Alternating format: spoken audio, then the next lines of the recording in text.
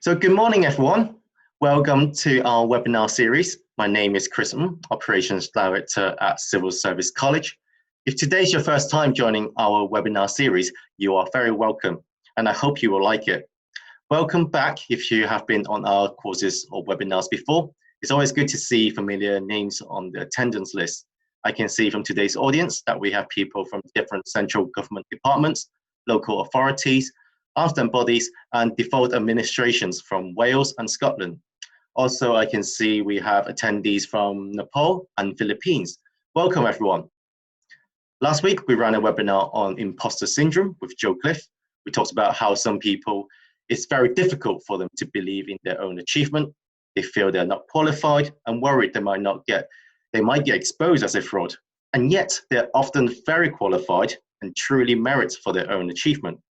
It was a fascinating subject, so if you would like to find out more about imposter syndrome, you can watch the webinar on our YouTube channel. Likewise, today's webinar will be recorded. We will email you in a day or two. For your colleagues who are unable to join us today, please feel free to share the recording with them later on. One final housekeeping note, if you have a question for us, whether it is a tech issues or regarding leading change, please use the Q&A feature at the bottom of your screen. I know our speaker has prepared this webinar to be as interactive as possible. So when you are responding to Mel's question or would like to leave a comment sharing your experience, please use chat. And also while we are doing the introduction, please prepare a pen and a paper for one of the exercises later. We are very pleased to have our expert trainer, Mel Owers, today to talk about this subject, leading change in a pandemic VUCA world. When we planned what subjects to do webinars on, the concept of change came to our mind. With what is going on, we constantly need to change. After the announcement of a lockdown, most of us have to change the way we work as well as the way we live. Even to this day, we are still changing as we go along. We don't know what the future is like, and the talk of a new normal indicates that more changes are yet to come. Mel is a very experienced HR professional with over 20 years of experience. He has worked in various government departments from HM Treasury to Environment and Transport. Since leaving the civil service in 2011, he continues to offer his expertise to the wider public sector as a management trainer, assessor, and business coach. Outside of the UK, Mel has a huge amount of training experience with overseas government and corporations, ranging from training Indian civil servants in South Asia, UAE in Middle East, and closer home, he has delivered training in France, Holland, Czech Republic, Germany, Spain, and Switzerland. I think if it wasn't the lockdown, Mel will be delivering this webinar in a different time zone. So Mel, could you tell us more about how we can lead change in this pandemic world? Great. Thank you, Chris. Thank you for that introduction. Okay, so what I'm going to be doing today is I'm going to be talking around leading change in a pandemic VUCA world. But before I do that, I'm just going to tell you a little bit more about the Civil Service College. So let's talk about Civil Service College clients. So as you can see, there's a huge range of clients Civil Service College work with, including central government organisations such as the Cabinet Office, the Home Office, and DEFRA. So there's some of our clients. Chris mentioned about clients around the world. You can see we have clients all over the world. Personally speaking, I've trained people from many parts of the world that Chris has mentioned. Also people from Africa, the Middle East, Asia, across Europe, as Chris has mentioned, and of course in the UK. So our course categories, what courses do we cover?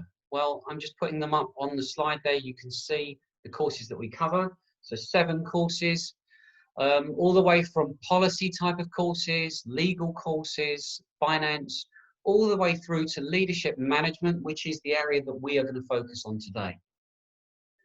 And finally, where are we based? So we're based right in the heart of Westminster, really very, very close to the Houses of Parliament and many central government departments. So that's a bit about the Civil Service College. what we're going to do now is we're going to get into the subject of leading change. And I'm actually going to break that down a little bit further to begin with. And I'm going to get you to think about the word change. Now, to do this, what I would like you to do is, Chris has mentioned you're going to need a piece of paper and a pen. What I would like you to do is I'd like you to pick up your pen, please, and I'd like you to write your name down. It's as simple as that. Just write your name down on the piece of paper that you've got in front of you. I'm just going to give you a few seconds to do that.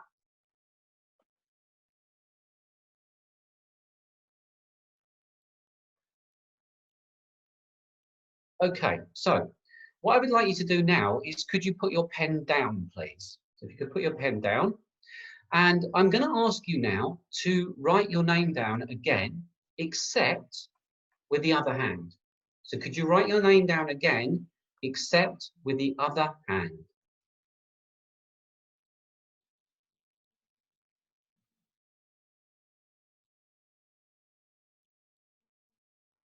So what I'd like you to do is think about those different experiences and just use the chat facility. Can you tell us how that felt the first time I asked you to do that? So the first time I asked you to do that, can you tell me what that felt like, please? How did you experience that? Chris, what have we got in the chats for that? So Mark said easy from the first time. Yeah. Claire said natural. Alison said automatic. Helen said very fluent. I think the general feedback is that it's very easy. That comes across natural. Brilliant. Okay, so easy, natural, fluent. Didn't have to think about it. All of these kinds of things. Now, what about the second time I asked you to do that? Could you use the chat facility to share how that felt the second time we did that, please? Very interesting. 3 people use the same word. Awkward. Awkward, interesting. Okay, now if we had the video on, Chris, for everyone, what I'd probably do is get them to hold it up in front of the screen. No, I wouldn't do that. I wouldn't do that. Okay. Some people also say it's very uncomfortable, unusual, nervous of messing it up. Yeah. Required more focus, almost unreadable. Wow, really, really interesting. Yeah, so awkward, that's a word that came out. Yes. People were very self-conscious about it. Maybe it affected their confidence. Maybe they had to think about specifically how to hold the pen, what it looked like, all of these things. Now, this is a really good metaphor for understanding change, because I'm right-handed. Now, when I write with my right hand, it feels fluent. It feels normal. I don't have to think about it. No problem. If you get me to write with my left hand, however, I feel all of the things that you've just described. I feel awkward doing it. I feel self-conscious doing it. I have to think about it, all of these things. And change can be experienced like this for people. And so if you imagine writing with your less preferred hand, this is how it might feel. So sometimes is it any wonder that people resist change? So this is a really useful way to understand change as we get into leading change. So let's look at leading change then. So we've talked about this word VUCA and leading change in a VUCA world. So what are the biggest challenges in leading change in a VUCA world? Well, let's talk about what VUCA is first, and then we'll get into the biggest challenges. So VUCA is terminology that describes a world that has a number of different things. Firstly, volatility. That is an increased rate of change. Secondly, uncertainty, an unclear future. Thirdly, complexity, decisions where we have multiple factors that are influencing the change. And then fourthly, ambiguity, so a lack of clarity about meaning. Now, this VUCA world has all of these things in, and this expression was around before the pandemic that we're experiencing. I think it's particularly useful right now to look at it through the lens of the pandemic, because volatility, well, 6 months ago, I'm sure that I wouldn't have been delivering this training session in the way that I'm delivering it now. Chris mentioned lots of travel that I do, and I would be delivering face-to-face. So certainly things have become volatile. Uncertainty, well, I think we're all uncertain about the way that our world is going to change in the future and has changed. Complexity, I think we've looked at things regionally, nationally, and now we're looking at things internationally because there's so much interconnectedness. And then ambiguity. Well, I think this is a big one.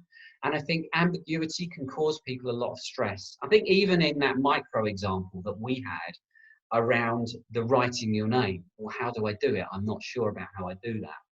So ambiguity is something that we are experiencing right now because we don't know how the world will look in the future. So that's what VUCA means. Well, so let's look at how we're going to kind of deconstruct our webinar today. So the webinar has 4 parts. To begin with, we're going to look at the importance of having a clarity of vision. We're then going to move on to utilizing the emotional effects of change. We're going to understand how people experience change and what we can do as leaders to take people through that. Thirdly, we're going to look at mindset, and we're going to look at the importance of communicating the right mindset as a leader. And then finally, we're going to look at being agile. So that's how the webinar is going to be constructed. So we're going to begin, and we're going to look at change vision. So in any kind of change vision, stereotypically, this may have looked like a few things. Previously, we would have said, okay, so where are we now? That's number 1. Where do we want to go? Where's our destination? Number 2. Number 3, how are we going to get from where we are now to where we want to get to? And then fourthly, if we were leading others through that change, we would be talking about their role in helping us get there. We would also be talking about clarity on that change, and probably this is as relevant now as it was before, and the things we would be talking about is why we're changing, that purpose. When we're doing that, when we're actually going to change, who is changing, and how are people changing as well? Where we're going, the direction of travel, and what the change looks like. And it's these last 2 that we're going to focus on for the vision side of things. So, clarity of vision in change. Why is it important? Well, vision plays a descriptive and motivational role as it's a look into the future to help people understand more about the change process. So what are the challenges of providing vision in a VUCA world? Well, simply put, things are changing, and they're changing so quickly and in a dynamic way that it's very, very difficult to provide a vision in the way that we might have provided a vision previously. So what do we do about that? Well, what I'd like you to think about is this as a metaphor, binoculars.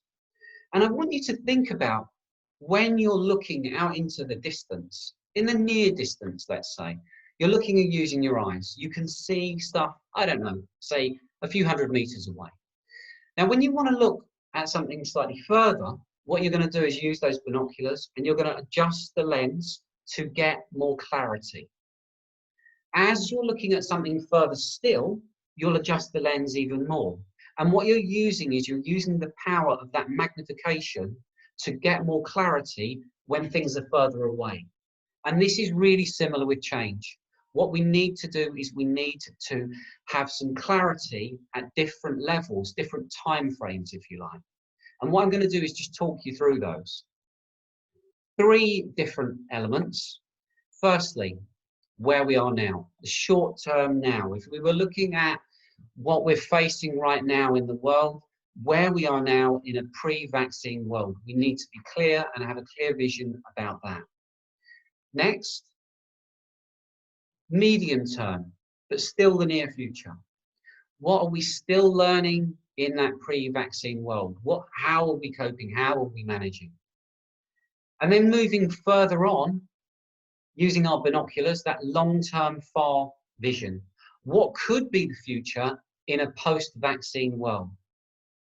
So where we are now, that short term, the medium term near, where we have a kind of roadmap approach, and then the long term far, where we might need our binoculars. So let me just take that into explaining that using a 2x2 matrix. So on the horizontal scale, We've got clarity, and we've got concrete versus ambiguous.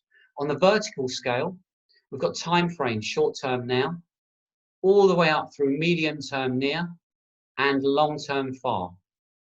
So in the short term, we need to understand what our world needs to look like in our change process pre-vaccine to achieve our vision. So what is it that we need our world to look like, whatever change that we're leading? As we move on, we then look at focus on the immediate impact of the vaccine. What will it mean to us? Should we get this vaccine when we get that? What will it mean to us? What will our world look like? And then moving further on, describing optimistically the future post-vaccine. So this is the leader's role within leading that change. Now, these time periods could be very short in the world that we're living in now, just because of all the change that we've experienced, even in the last 3 months. 3 months ago, here in the UK, we weren't in lockdown. So things are moving rapidly. I think vision needs to move rapidly with that. And this time frame could be, for example, 1 month through to 12 months. Okay, Chris, is there anything that you're seeing on the chats that you would like to ask me about? I think you're going to need to unmute yourself, yep, Chris. Just realised. Not yet at the moment. I think everyone's probably still thinking about what you have said so far. Okay. But yes, everyone, please feel free to leave your thoughts in the chat so I can we can discuss it, and everyone can also have a look at what everyone's thinking as well. Okay. So of course, people have commented like vaccines in 12 months is very optimistic. So yeah, let's be positive and perhaps also plan what if vaccine might take much longer than what people might think it would take. It's one of the exercises that actually Civil Service College did recently, is what we call a blue sky thinking sessions. Actually, we were thinking, what if there's no vaccine until like a few years later, looking at the really long-term ambiguity that would affect us as a team. Exactly, yeah. Okay, so let's move on from that then. And what we're going to do is we're going to look at the emotional effects of change. So the emotional effects of change, as you can see, really impacts on people many, many different ways, not just negatively, positively as well. And I think a lot of that depends upon how people experience that change. Is it imposed on them? Have they a level of involvement in it? All of these kinds of things. Also, I think how people have previously experienced change. So what we are going to do is we're going to look at some of what to expect from change. So some of the things that we might expect from change include a sense of loss and or confusion. And I think this relates to something I'm going to talk about later, which is people's loss of what was. Now, we've got we've got many examples of this, losing what we experienced before about going out and socializing and even working in the way that we do now. So we've lost something, we might perceive that. Then there's a mistrust and sometimes a me focus. A fear of letting go of what worked well for us before. High energy, often undirected because people aren't clear about where to use that energy. Conflict increases. Now you're going to see, I think you'll see this especially between groups because people may have different perceptions about that change. And then high uncertainty, low stability and high emotional stress. Now probably those first two there, high uncertainty and low stability, lead to high emotional stress. What I'm going to do now is just get you to think about stress responses to change. So what I'd like you to do is I'd like you to use your chat facility and just put in there what you think people's stress responses to change are. And I'm just going to pick up with Chris as to what you're putting in your chats. So how might people respond to change if they're stressed? Fight or flight, restlessness, fear, irritability, close down, anxiety, anger, wow, trying to control everything, trouble sleeping, not focusing on the right stuff. Wow. Okay, so we've got a real diversity of things there, and that's really interesting, I think, because I think stress tends to manifest itself across four things probably. That's physical, psychological, emotional, and behavioural. And I think, Chris, what you've done there is you picked up on some of those chats, and we are seeing many different things there. But I think the first two you mentioned are stereotypically what many of us perceive if we experience change negatively. So, and I think you mentioned them as fight or flight, didn't you? Yeah. Yes, that's right. So fight the threat. Yeah, and this threat could be a change. Or flight, we run away from the threat. Now, the fighting the threat could be resisting that change. The flight could be two things. I can physically run away from it. Now, I'm not quite sure how I might do that. I might go sick, for example. Or I can psychologically disengage.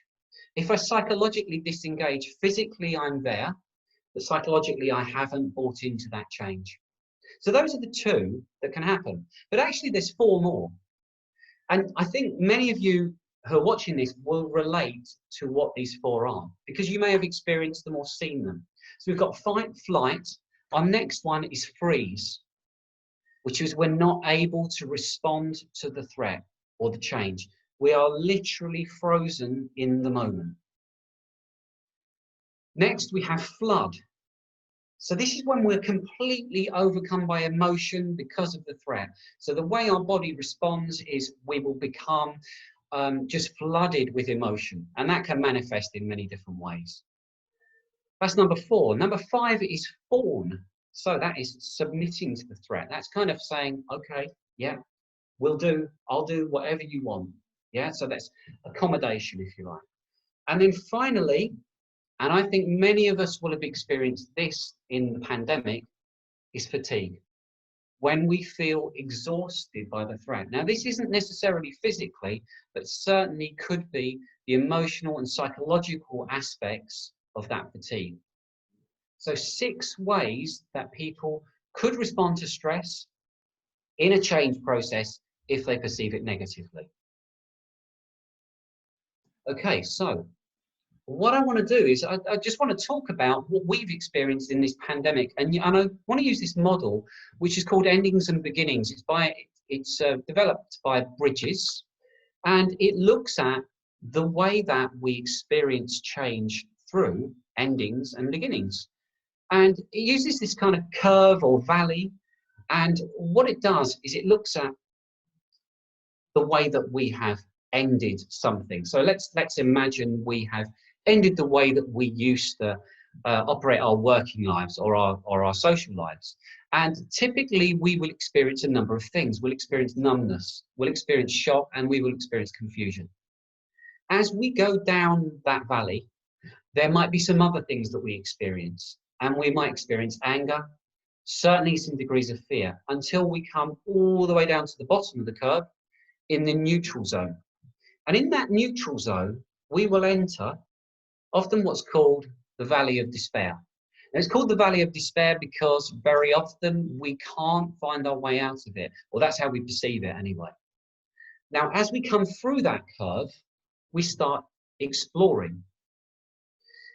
There could be a degree of curiosity about the new type of world that we're experiencing. That could have hope in it. It could also have some skepticism within it. And then as we come out of that curve, we are going to have some relief, and we might have some enthusiasm towards this type of new approach, and that's our new beginnings. So this is endings and beginnings. Chris, is there anything that you're seeing in chats that people would like to ask me about endings and beginnings before we move on? No, I think this is a very interesting model. I think by actually listing out the different emotions actually help us to reflect on ourselves, whether what we are feeling right now or recently actually is one of these emotions. Very rare that we have the opportunity to reflect on that. One attendee's comment is similar to a bereavement curve, point being you don't just go through it once.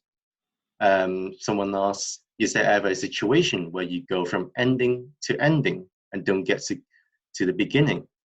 Wow. Okay. Really good questions. And interesting you should mention the bereavement curve, because Some of you, many of you, I guess, on this webinar will know about the bereavement curve, which I'm going to show you in a moment. But okay, so do people get through the curve? Maybe, maybe not. The way that this curve works, I think, and I'll mention this more on the bereavement curve, is sometimes we will get stuck. We might get stuck in a particular place, particularly, for example, around something like fear. So as you come down that curve from endings, we're stuck in fear. But what I want to do is I just want to move on to that bereavement curve, because some of you may know about it, some of you may not. So I want to put that up now. And this is often called the transition curve, the bereavement curve. It's developed by Kubler-Ross, and it has 2 dimensions to it. The 2 dimensions to it are variously called performance and motivation, or confidence on the vertical scale, and time on the horizontal scale.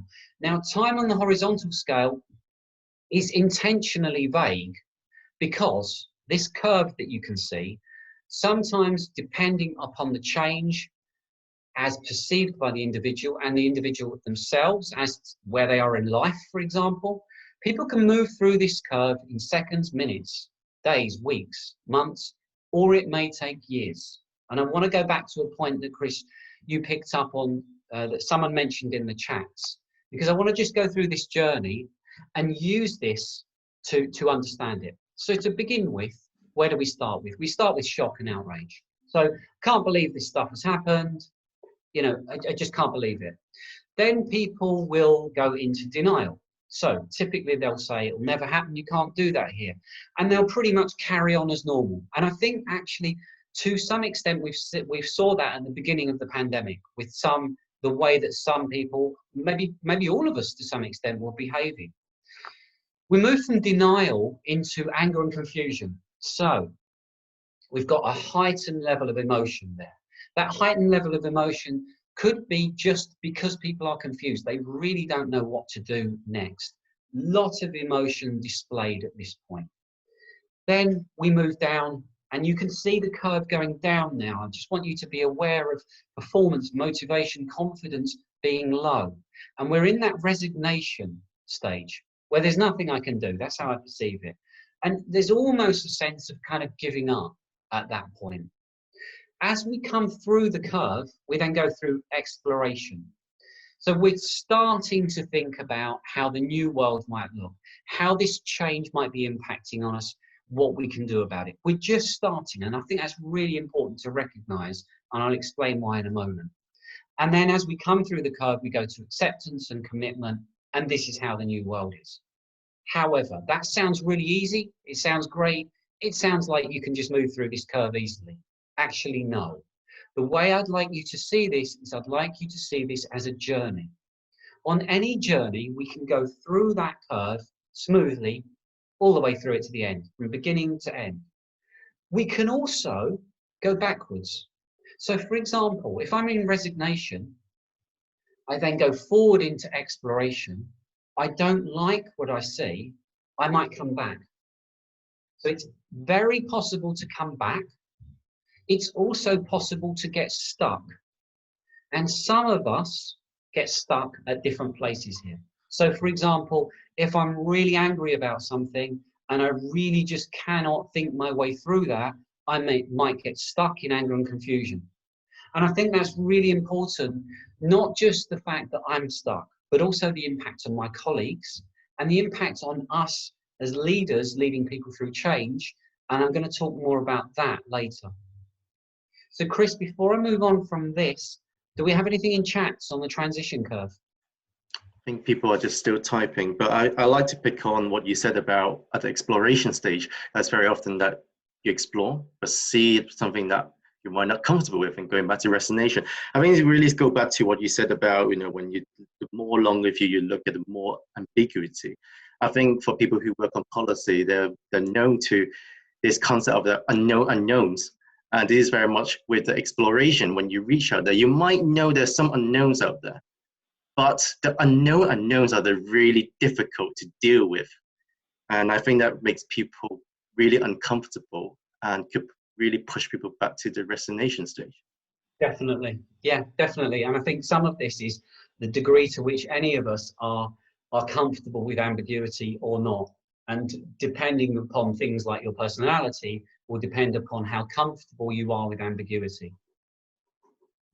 Okay, so we've looked at the transition code. What we're going to do now is we're going to take a different look at how change might affect us, and we're going to look at this through the lens of animals. And there's 4 animals I'm going to put up. And I'd like you to think about these animals in how you respond to change. So the frog is one of the animals, one of the 4 animals, and this, if we look at the fable of the frog, if we get a frog and we drop that in boiling water, then the frog will just jump out. However, if you put a frog in cold water and you heat that up gently and gently and gently, at no point will the frog jump out, even when it's boiling. So the frog in this sense is oblivious, routine, stagnant. We also have the rabbit. We've touched, I think, upon this kind of behavior where we're bewildered, where we're petrified, where we're overcome. So that's the rabbit, where they really are just frozen in the moment. Then we have the ant. So the ant is compliant, directed, obedient. It knows what to do, but not necessarily why it's doing it. And then we have the bee. So the bee is flexible, curious, engaged. It knows exactly what to do and where to do it. What I'm going to do now is just get you to think about a question. I'm going to run a poll on this. And the poll is, which animal were you when government announced lockdown? So which animal were you? Frog, rabbit, ant, or bee when government announced lockdown? Okay, so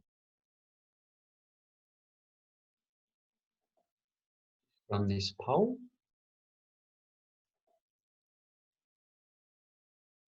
Okay, so we've got a poll running there. All you need to do is just vote for where you were when government announced lockdown.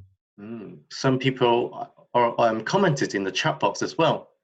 Someone said B because it's opened up all kinds of new areas of work. Wow. It's very entrepreneurial mindset. Yeah, definitely. Okay, so I'm just going to give 10 seconds. 10 seconds for people to finish.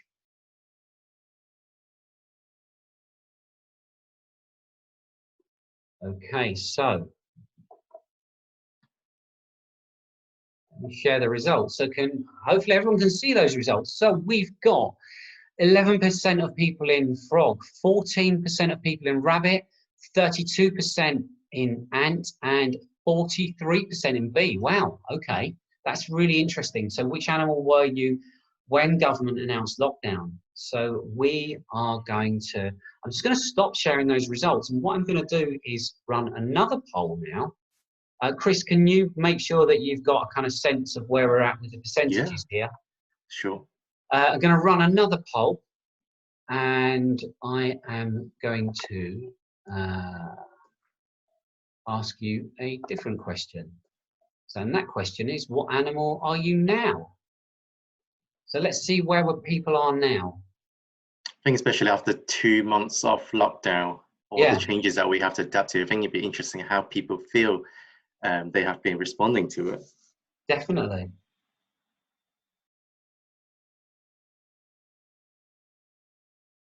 Okay. Someone mentioned about the phrase of creeping normality when crisis culture of an organization is the norm. So it became harder to see when change really different from this. That can make us behave like frogs. Okay. Really very interesting thoughts. Okay, so let me share those results with you. So we've got 3% in frog, 7% rabbit, 21% ant, and 69% in bee. We can see people have shifted across those to more towards ant and bee. Can you just give us a comparison there, Chris, please, between lockdown and now on bee, for example? Yeah, I think it's very similar to what you described. I think earlier bees was about roughly 40%, and now we are seeing a big increase to 69%. I think the biggest shift is from the frogs towards the bee category. Okay. Brilliant, thank you. Okay, so I'm just going to stop sharing that. And what I'm going to do is just take us further forward now, because yes, it's really interesting to understand, you know, what animal we were in lockdown and what animal we are now. But actually what we want to know is, what can we do as leaders? So let's talk about that. Let's talk about how we can lead the animals of change. So how do we lead the frogs? So one of the ways that we lead the frogs is to give information to make the change real. Very often the frog is in denial. And the way that you can help people move out of denial is to give them information so that they understand this change is real, it's happening, and when it's going to happen. So the rabbits, they're really frightened, they're worried, they're concerned. And what most of us want at that point is we want support and empathy to understand. And I think it's really important to recognize that, particularly with the audience we've got today. Chris, can you give me those numbers again? We've got 69% in B, is that right? That's right. Brilliant. Okay, 69% in B right now. Okay, now the difficulty here for a bee talking to a rabbit, if I'm not mixing my metaphor up there too much, is that sometimes the rabbit will be in an emotional state. When any of us are in heightened levels of emotion, what we do not respond well to at all is rationality. So even though the bee is very rational and telling perhaps the rabbit about how wonderful the new world is, the rabbit, because they have heightened levels of emotion, are not able to take that and respond to it at that point. The best thing that people can do, leaders can do for the rabbit at this point, is to offer support, offer empathy, and listen. Now that may take some time, but that's the way that someone will come out of that kind of rabbit state. So next we've got the ants, and what we really need to do there with the ants is encourage them to explore their options, get them to engage with this from a psychological perspective rather than and be engaged rather than just compliant. So get them to explore their options. And then finally we've got the bee. And the bee, what we need to do is delegate and give them more autonomy, more freedom, because they're obviously bought into the change. So Chris, is there anything that people want to ask me about leading the animals of change that you can see within the chat? Someone commented that she felt like she has moved from bee to rabbit because of her deployment. And this actually leads very nicely to another question, that does job type or the department people worked in impact their journey? Does the department impact on their journey? Okay. I mean, with all the different deployments happening across the civil service and public sector, to tackle this pandemic, that really could affect, people who might be from bee to move to rabbits or even to definitely. Ants. Yeah, I think that perhaps if people are being redeployed, then they're going through the change curve, and what will happen is they were operating like a bee. Now they're in this new place and they're worried, they're concerned, they don't know what to do, and they could quite easily be in a rabbit. But I think I just want to go back, Chris, to your question. And your question was about, I think, departments, different departments. Is that right? Yes. Yeah. I think in a sense, what we're talking about there is organizational culture. And of course, across government, there will be differences of organizational culture. A lot of that culture, though, is created by your management, your direct leadership. So I think that is really relevant alongside that macro organizational cultural aspect. I mean, actually, talking about the macro organizational culture, someone commented, what if you are a bee, but being led by a rabbit? Brilliant. So as a leader who has that rabbit's characteristic, obviously that set the tones and really set the culture. Yeah. What can the bee do in that situation? Okay, if I don't, do you know what? If I don't extend my metaphor too much, I think one of the characteristics of a bee is what? That they sting things. Yeah, probably we need to make sure that the bee is not stinging the rabbit. That actually, I think what you're talking about there is upwards management. Yeah, it might be that you're needing to show support and empathy actually to your manager. And the reason you're needing to do that is because quite clearly they're experiencing some stress as a result of the situation they are in. Mhm. Okay, so we're going to get into some aspects of that in the third part of the webinar. And that third part of the webinar is all about mindset and something called mood contagion. Can I just ask people to put in chats, what is mood contagion? Any thoughts as to what is mood contagion?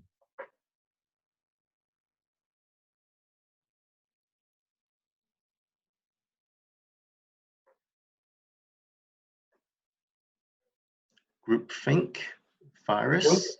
Groupthink, and the second one? When one person can negatively or positively impact a whole group. Brilliant. Happy mood is catching. Spread of emotional tone. People picking up on the moods of others. Influencing others. Yep. Picking up on someone else's mood. Excellent. Someone Okay. put holding back thoughts and feelings. Holding back thoughts and feelings. Interesting. Okay, so let's talk about what mood contagion is then. So mood contagion and why it matters. Mood contagion is the idea that one person's emotions directly trigger similar emotions in others.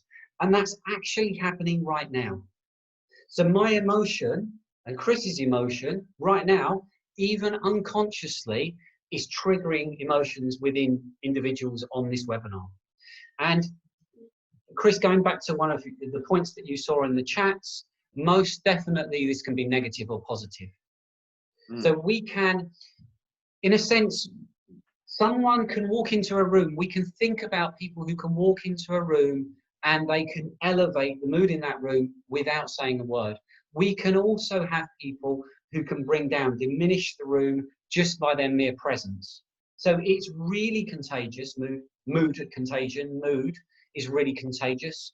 And it's really important to understand our moods as a leader, as they have direct impact on others, particularly those who we lead. Now, what I'd like to get into here is just understanding mood, because mood is transient. It moves, it changes over time, and that could be across minutes or hours or days. Yeah. And so a way to understand mood is by something called mood mapping. And we would look at mood through two dimensions, negative, positive mood. We'd also look at the degree of energy from low to high. And this is the way we would look at it. So we've got negative and positive mood, left to right on the horizontal axis, and energy low to high on the vertical axis. If we had negative mood and low energy, we might have a word that we probably describe that as tired. If we went right down into the bottom corner, probably that would be classed as depression. However, as we go up around this 2x2 matrix, what we're going to find is when we have high energy state and negative mood, we probably describe that as anxious. As we're moving across to the bottom right now, so this is a positive mood, low energy, we'd have calm. And then as we're going to the top right, high energy and positive mood, we've got action. So we've got tired, anxious, calm, and action. What I'd like to ask you is what mood you think it's useful to have when you're leading change. Can you put that in your chat, please? And then Chris can share that with the rest of us. So what mood is useful to have when leading change? 5 people already said calm. 6 Okay. persons said calm as well. 1 person put action. Okay. 2 second person, third person said action. Majority said calm. Majority said calm. Okay. I kind of think we need to shift, because as I said, mood is transient. We need to shift between calm and action. Calm is a great place to start, though, because you're quite rational in terms of your thinking and the way that you might lead others. We would need to be able to move into action, though, to get things done. Now, what's quite interesting about this is I've run similar things like this before. And for example, when people are presenting, what they say to me is, yeah, I like a little bit of anxiety, because a little bit of anxiety gives me an edge. So it's quite interesting how people respond. I think that's very, actually, like someone commented earlier saying we can't be at the valley of despair all the time because of deadlines. And deadlines actually triggers that anxiety that really pushes us to perhaps push us into the explore stage. Yeah, definitely. Definitely. I think we're getting into some aspects of the difference between pressure and stress here as well. And so pressure it gets us doing stuff, and stress can cause us some pretty unpleasant side effects. Okay, so this is mood mapping. Now, what I want to do is just take this further on. I'm conscious of the time that we are going to go into mindset now. And so what I want to do is share with you two different mindsets. Some of you may have come across this before, and this is based on Carol Dweck's work around fixed and growth mindset. So we've got a fixed mindset, I'm either good at it or not, versus a growth mindset, I can learn anything I want to. One of the things I'd like you to think about here is this is quite a binary view of the fixed mindset. I'm either good at it or not, very binary. No, very little grey in there. When I'm frustrated, I give up. Now, so this is a consequence of that fixed mindset versus when I'm frustrated, I persevere with the growth mindset. Then we've got I don't like to be challenged versus I want to challenge myself. I enjoy that. On the fixed mindset, want to be told I'm smart. And growth mindset, when I fail, I learn, I improve. Fixed mindset, if you succeed, I feel threatened, whereas the growth mindset is if you succeed, I feel inspired. And then my abilities determine everything, fixed mindset, versus my effort and attitude determine everything. A really interesting last point there, because the fixed mindset, last bullet point, my abilities determine everything, suggests that things are innate. They are what we're born with. They can't shift, they can't move, they cannot change. And if you have that view and that opinion, then the other bullet points, I'm frustrated, I'm going to give up, tend to go with that. Whereas if the growth mindset, looking at my effort and attitude, determine everything, that will encourage perseverance. And what I want to do is I want to show you that consequence on the next slide. So this next slide is looking at when we experience challenge or failure and how fixed and growth mindset differ.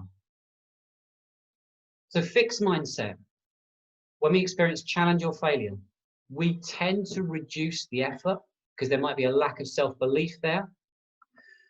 We would then tend to have lower achievement. And unfortunately, what happens there is we go back and we shift into that cycle of reducing effort, lower achievement, and staying with a fixed mindset. Growth mindset tends to have a different approach, and as a result, a different outcome. So growth mindset, increased effort when we experience challenge or failure, because that belief, that motivation, that if I put effort in, things will improve, result in higher achievement, which then factor into a growth mindset. Is there anything, Chris, in chats that you want to share with me that people have asked on fixed or growth mindset? Let me have a look. I think people are still thinking about what you have said so far. So we can, otherwise we can pick that up at the end. Yeah, that's not a problem. Okay. So we're going to move from mindset, and we are going to look finally at something called learning agility. So learning agility is the ability and willingness to deal with first-time or changing situations. Learning agility has 5 components, and the 5 components are as follows. Firstly, self-awareness. So that's understanding yourself, being reflective, knowing yourself well, understanding your capabilities and the impact on others. Secondly, cognitive, which is mental processing, being able to think through problems to come up with solutions. Thirdly, interpersonal skills, that's relating to others, other people, particularly in tough situations, dynamic situations, when the collective is important and to bring people with you is important. Fourthly, change, that's understanding change, managing change, much of what we've talked about today. And then finally, achieving results. And achieving results, particularly in first-time situations, inspiring others, and exhibiting confidence in yourself. So those are the 5 components of learning agility. What I'm going to do now is just run a poll and ask you which of these you think are most important in learning agility.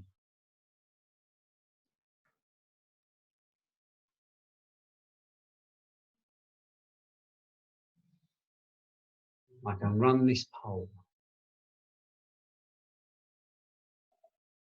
Okay. Which component of learning agility is most important, do you think? While we wait for people to vote, can I just come back onto the mindset? Someone made a comment saying it's not always that simple.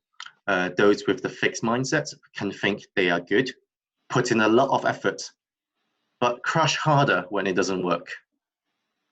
Yeah, and I'd add to that sometimes in those bullet points that I mentioned, we can be a mix of them, and this can be situational.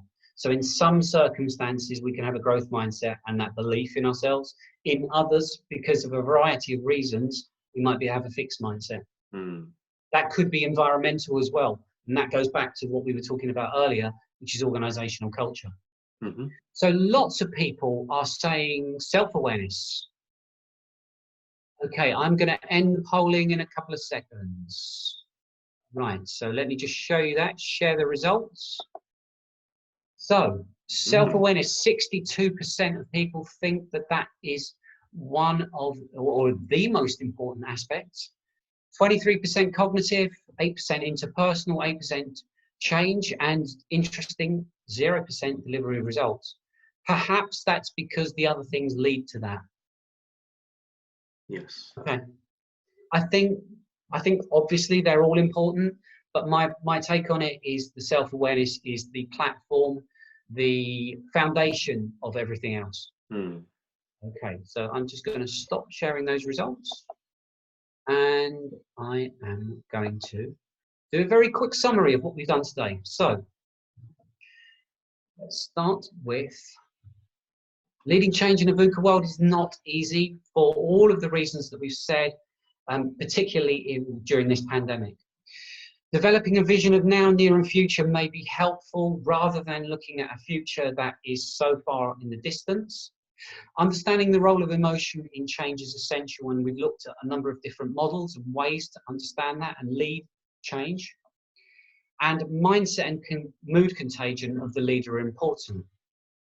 And then finally, developing learning agility helps that leadership of change. So what I'm going to do now is just move to the Q&A, and I appreciate we've been doing some of the Q&A as we've been going, but is there anything on there, Chris, that you wanted to share with us? We do actually, quite interesting questions that we have here. Someone asked, how do you help someone move from a fixed mindset to a growth mindset? And if I may just connect this question to a comment that's been made earlier, someone asked, said, I'm in a growth mindset and in a position to give advice. But the division chiefs are in a fixed mindset that forces me to step back and give up because I feel like my ideas fall on deaf ears. I think like when you are leading a team, I think helping people to move from a fixed mindset to a growth mindset probably less challenging compared to when you have to manage upwards to your supervisors. And do you have any advice that could help people to, change someone from a fixed mindset to a growth mindset? I think one of the key things in anything like this starts with relationships, and I think for relationships we need to understand each other's behavioral preferences. And for example, some people like lots of facts and lots of detail. Yeah. Other people, they just want the big picture. I think one of the key aspects of helping people shift from fixed to growth is to be able to talk their language. So for example, if someone wants lots of facts and data and they're being given emotional responses and reasons, that's probably not going to land with them too well. I'd start at that point. What we do have to understand is that if someone's got a fixed mindset, they may have had that for a while. It's going to take some work to shift that out of to growth. Now, could you just so who described the mindset model? Someone asked. They only caught the word Carol. The person. Carol Dweck. DWECK. Carol Dweck. Great. And just while we're still sticking on this discussion on mindset, what if one is in denial of having a fixed mindset? If someone's in denial of having a fixed mindset, okay, you can take that a number of different ways. What I think one of the ways, and it does depend upon the situation, and it depends upon the hierarchical relationship. I'm assuming we're talking about work here, and there's hierarchies in there. Depending if someone's in denial, one of the ways that you can help people is you might list some things that are in a fixed mindset, list some things in a growth mindset, get people to self-reflect. Okay, now, if you get people to self-reflect and they're in denial, clearly what they'll do is they'll list all of the things and they'll say, I'm in the growth mindset. The way to help people is to say to them, wherever you're identifying yourself, give us some examples of when you've done that. I think that will help people identify really where they are. Another way of doing that is 360 feedback, which is getting other people's views as to where they are. I think that is very good advice because one attendee said her biggest challenge as a manager is helping her team to have that self-awareness and understanding of how their impact on others, especially realizing not everyone thinks like them, and that's how they can potentially upset other people. I think this also kind of linked into another completely different talking about more diversity in teams, not just in ethnicity, but also think about in terms of how people think, the way we approach things. That's one thing that the civil service is really trying to promote. Yeah, I'd agree with that. I think diversity of thought is hugely important. And when you look at personality, we sometimes think, well, that makes sense to me, it must make sense to other people. And that's not always the case. So diversity of thought is really important. Yeah. Then we took some questions on mindset. If I could now just move a bit back to the beginning of the webinar about coping with change. Someone asked, what is the best way to determine how a person is coping with change? Depends how well you know the person, but I would go back to the 4 things that I verbally mentioned. These didn't appear in my slides, but I verbally mentioned, and I think they're really useful ways of understanding how people are coping with change or stress. There are 4 different things that they're going to exhibit. There are physical signs. They could be external or internal, much more difficult if they're internal, obviously. There are psychological signs, so how people think. There are behavioral signs, how people behave, such as, they come into work late, kind of strange behavior, out of character behavior. And there's emotional signs. So we've got physical, psychological, behavioral, and emotional. And I think if you're seeing signs across those 4 or more than a couple, I think for you as a leader or manager, alarm bells should be ringing. You should then be having a conversation with that person in a sensitive and constructive way. I'm just quite mindful of time. We just have about 1 minute left. So if I could just ask one last question. With change, especially if we look at the transition curve, that we could potentially moving from one stage and go backward to the previous stage.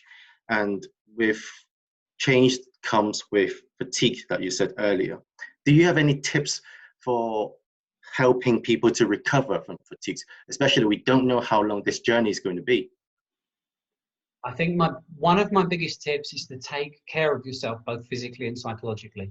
And what I mean by that is one affects the other. So for example, making sure that you are taking care of your diet, you have a healthy diet, making sure that the platform that you have of sleep, that will impact on your mood. We talked about mood earlier is important.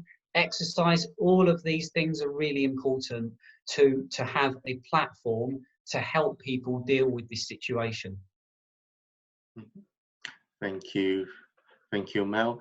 There are still more questions coming in, but because of time, unfortunately, we won't be able to take them. Just any final thoughts, Mel, you want to tell everyone before we say goodbye? I think my final thoughts on this are that change is complex. Leading change is even more complex, but I think that we do have an understanding of how to lead people in change. And I think part of that understanding comes from how we ourselves respond to change, what we want in change, what we need in change. Mm-hmm. Great, thank you, Mel. Okay, so I'm just going to move on to a kind of final comment on courses that we've got coming up at Civil Service College that I'll be running. So firstly, unlocking employee engagement and managing change. So if you're interested in managing change, this is a course for you, running on August the 17th and also on December the 7th. Then we've got implementing succession planning and talent management on June the 8th and on December the 3rd. And then we've got managing performance and motivation, which is on June the 10th. Now, subject to what is happening with the pandemic and the kind of response to that, these may be face-to-face, they may be on Zoom or a platform such as that. Okay, Chris, so I am going to pass across to you now, Chris. Thank you. Oh, I think if you just turn to the next slide for me, that might be easy. Okay. And that.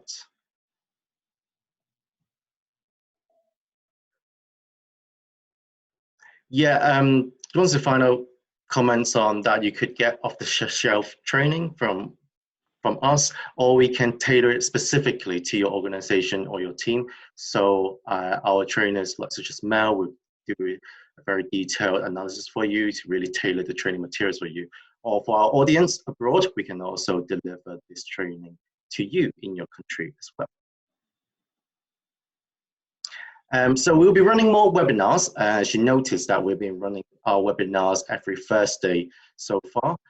So if you are interested in attending future webinars, please do sign up to our training alerts. So you get the first opportunity to register for our webinars. And finally, stay in touch. I know it's a very difficult time, so stay in touch with us on social media, share your thoughts. Also, I forgot to mention at the beginning of this webinar that Mel has kindly offered to do a diagnostic conversations for some of the interested attendees in this webinar. So in our follow-up email that we will send out in a day or two, we will ask you for your feedback. Anything that you have learned today that you find particularly useful, that you would want to apply in your workplace. So we will pick the top 5 interesting comments, and then we will arrange a diagnostic conversations that up to 45 minutes for you to have a chat to talk about some of the changes that potentially you could make in your workplace. So that's it for now. Hopefully everyone remains safe and remain very positive. I'm sure that we will get through this all together. So please stay in touch and have a nice day.